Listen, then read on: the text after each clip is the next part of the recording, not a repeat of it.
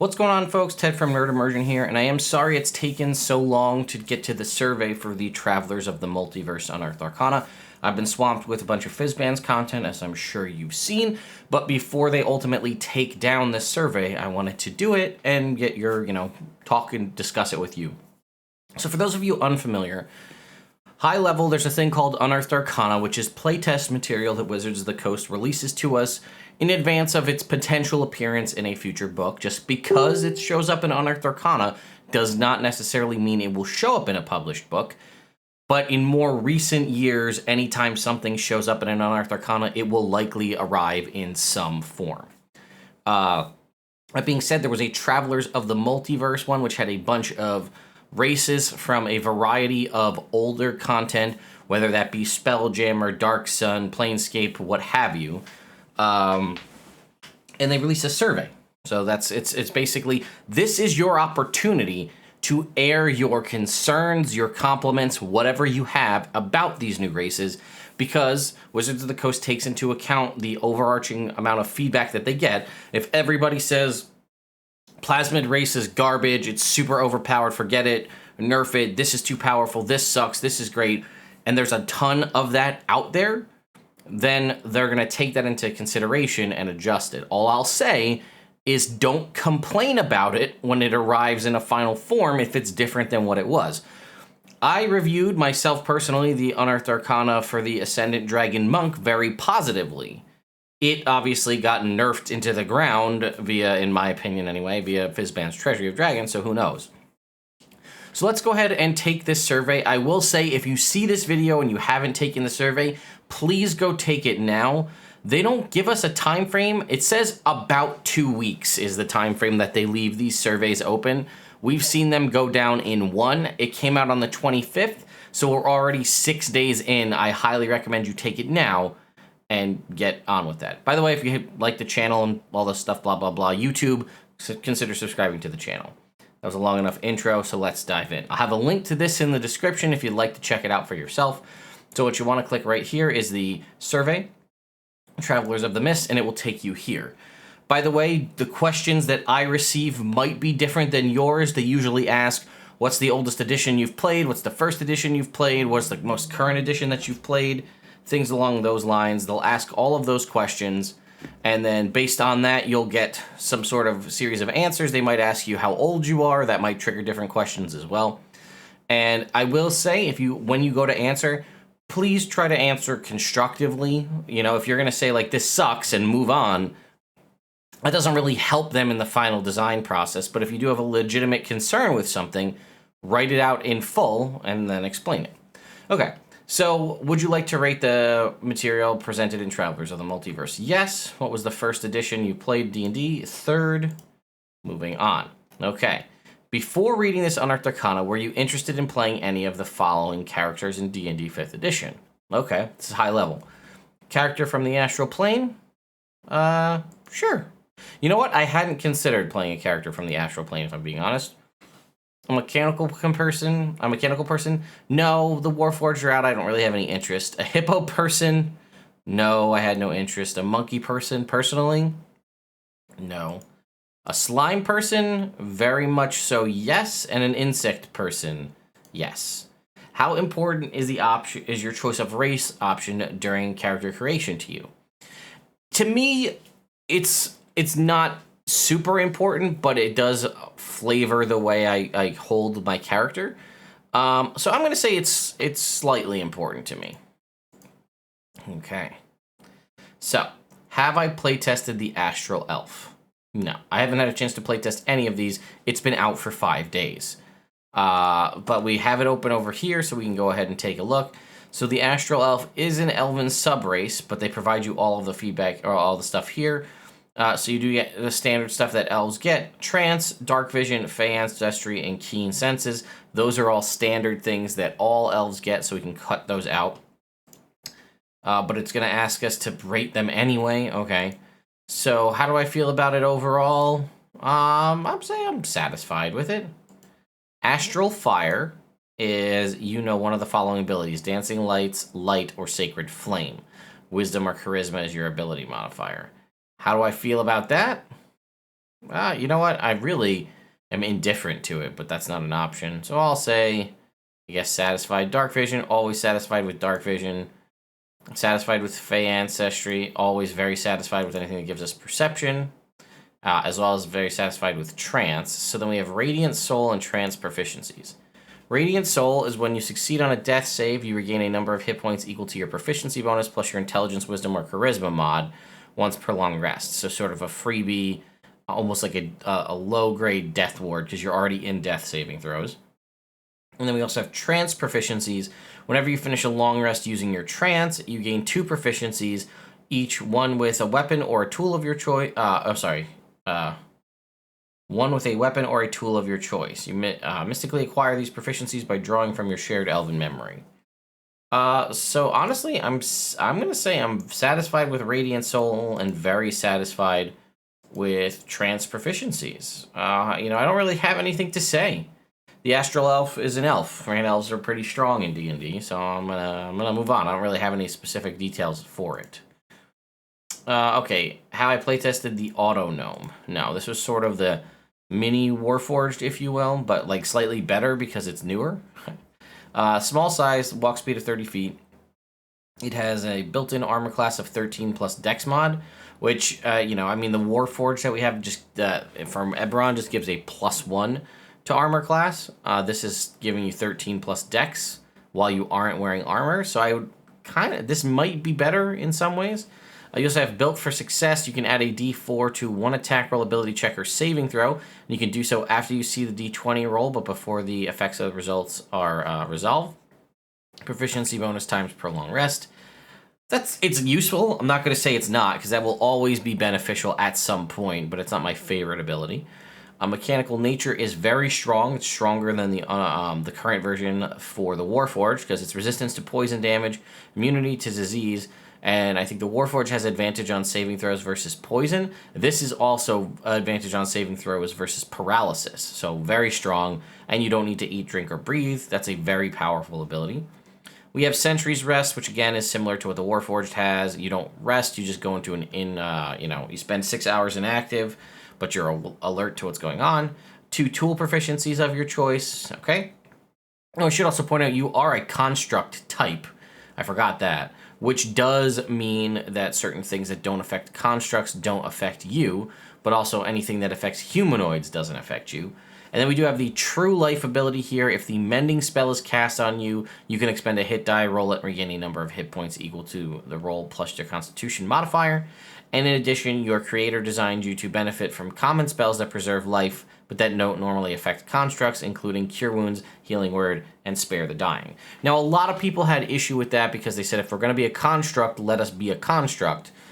But I'll remind you that it's only Cure Wounds, Healing Word, and Spare the Dying. Anything more powerful than that doesn't count. You can't be healed with a heal spell. You technically, per that, can't be healed with a mass Healing Word or a mass Cure Wounds. Just the lowest level of healing magics can affect you. Higher levels cannot.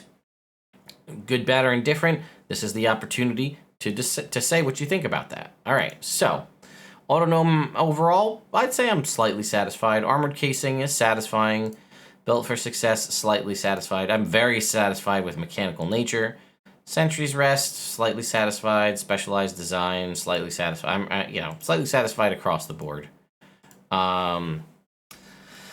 And then as far as comments go, I guess I'll say, is the intention, because I am curious, is the intention that things like Mass Healing Word will not affect the Auto Gnome via True Life? I'll say these adjustments to things like Mechanical Nature, will they be updated for the Warforged? I have a sinking suspicion that if the Warforged does end up appearing in the Immortan Canaan's presents monsters of the multiverse, I don't know. I would argue that Warforged, in theory, are a more Eberron-based. I mean, they were created in Eberron, but some people will tell you that they fit in the Forgotten Realms as well. The concept of that book being updates to creatures that are non-specific to a certain campaign world. If Warforged gets reprinted and this feature does go through, I imagine they'll get updated to have this improved feature as well. Okay, moving on. Have I playtested the GIF? No. I'm slightly satisfied with the GIF overall. So GIF are hippo people, and they are a humanoid. Walking speed of 30 feet, swimming speed equal to the walking speed. They don't have a ton of features, but their features that they do have are strong.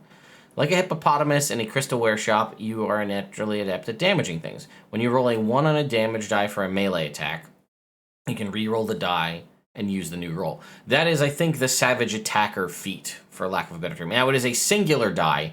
I believe Savage Attackers get to re-roll the entire set of dice for the attack, but still. And then Hippo build, you have advantage on strength-based ability checks and strength saving throws. In addition, you count as one larger when determining your carrying capacity and the weight you could push, drag, or lift. I'll remind you that because we live in a post-Tasha's time, you do not need to build a strength to be a GIF. You could be a dexterous GIF. And as such, you could have this ability that gives you advantage on strength-based ability checks and strength saving throws while basically dumping your strength stat entirely and just relying on the advantage to help you out. So, you could be a dexterous character and your athletics checks will be at advantage, as will your strength saving throws. Reminder that that is a function that's typically hidden behind the Barbarian's Rage ability, but that is an always-on thing that you will always have, in addition to giving you the benefits of powerful build. So damage dealer, I'm only slightly satisfied. I'm honestly very satisfied with the Hippo build. I realize that might be a little strong, but I do think it's offset by a lack of other features. The only thing is, if you wanted to be a big hulking hippo barbarian, you'd have doubling abilities here, and it would kind of be pointless. I'll say it. I'll say, hippo build is very strong, but I like that I could build a dex GIF and still have decent strength abilities, if that makes sense. Oops, damn it. Did that just... please tell me that didn't reset all the stuff I just put in there. Cool. All right, moving on. We're going to go on to the Hadozi. I have not... this is the monkey people. Medium or small of your choice. Speed is 30 feet with a climb speed equal to the walking speed. You can take the use an object action as a bonus action. Again, that is one of the fundamental core abilities of the Thief Rogue, which has now been just ported to a race, which, again, in theory, also does allow you to, if you wanted to be a Hadozi Rogue, you could have some of the ability, both the climb speed and the bonus action item use as race features and allow you to play a rogue and choose a different rogue subclass, but get a lot of the benefits tied to being a thief. Again, I'm not entirely sure if that's a good thing or a bad thing, but it is an option that is presented now that I can kind of double dip without having to try to... People have always complained about...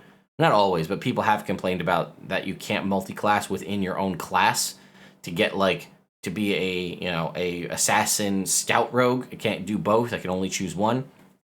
This would kind of let you be a thief if you chose rogue with some other abilities. And that's not even all you get. You get glide.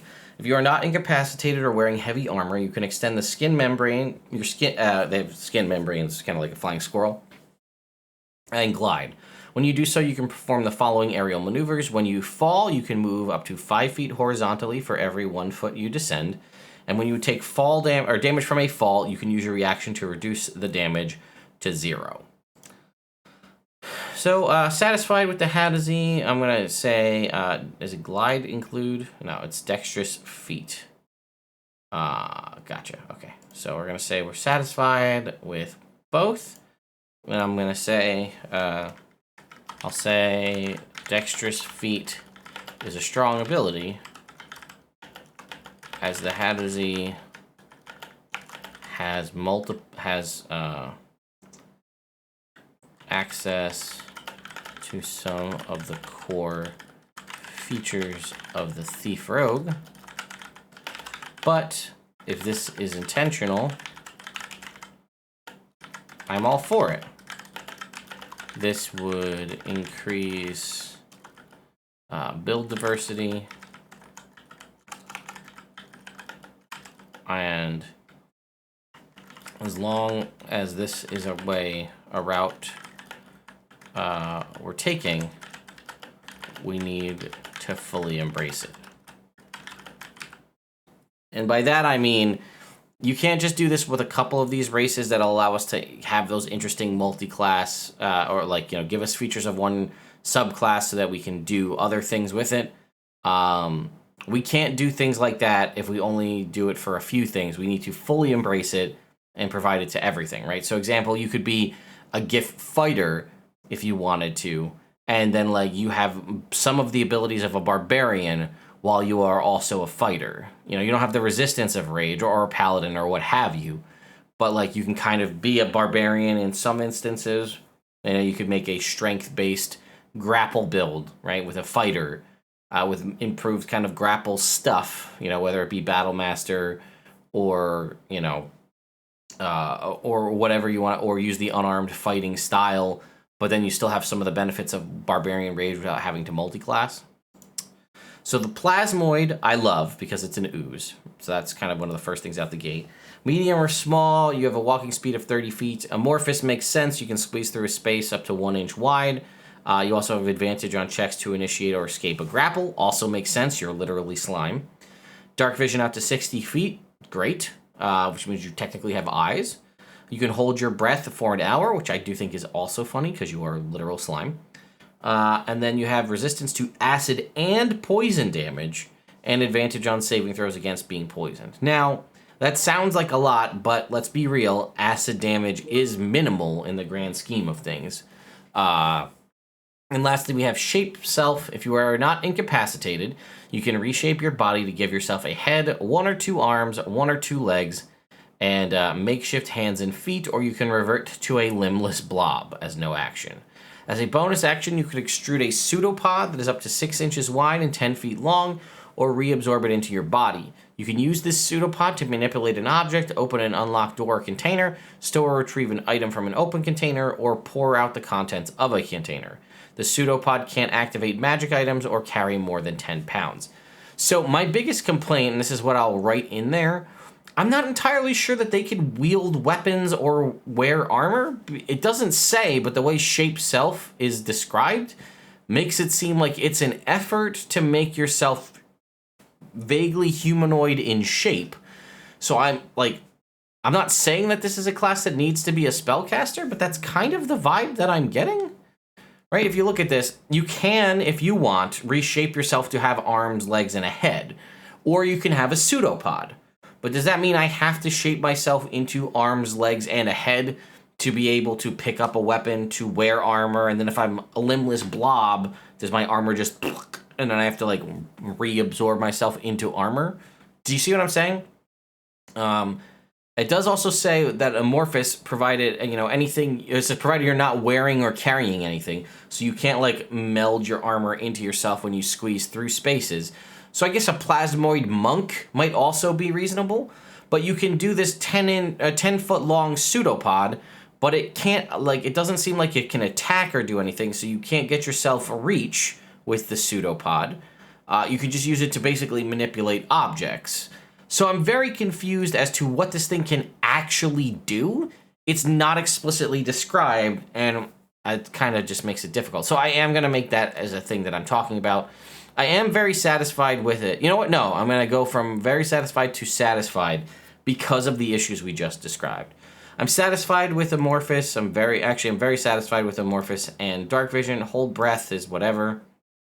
I'm very satisfied with Natural Resilience, and satisfied with Shape Self. And then I'm going to say, I have no idea how this race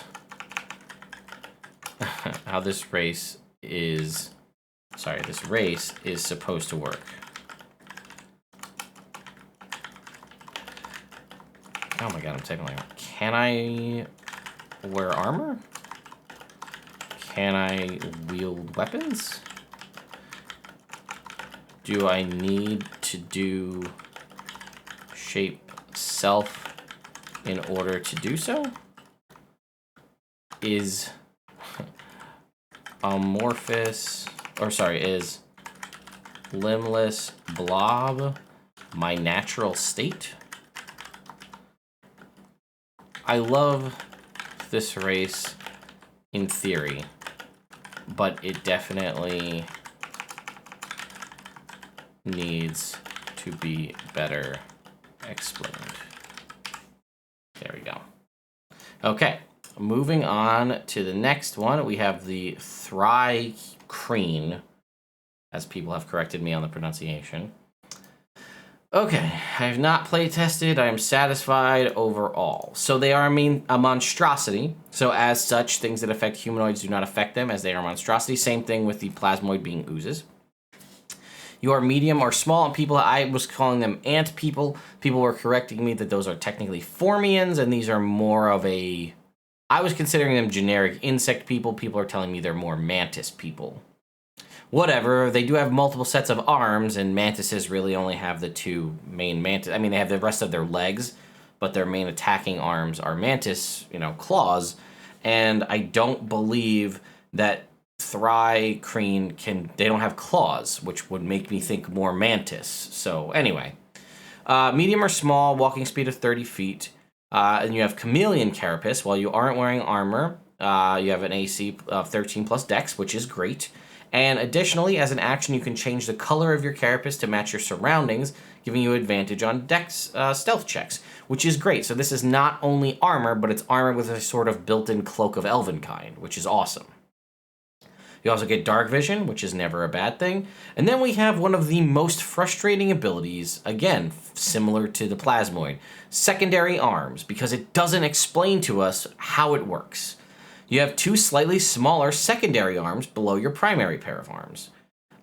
You can use a secondary arm to wield a weapon that has the light property, but you can't use a secondary arm to wield any other kind of weapons. You can't wield a shield with a secondary arm. Okay.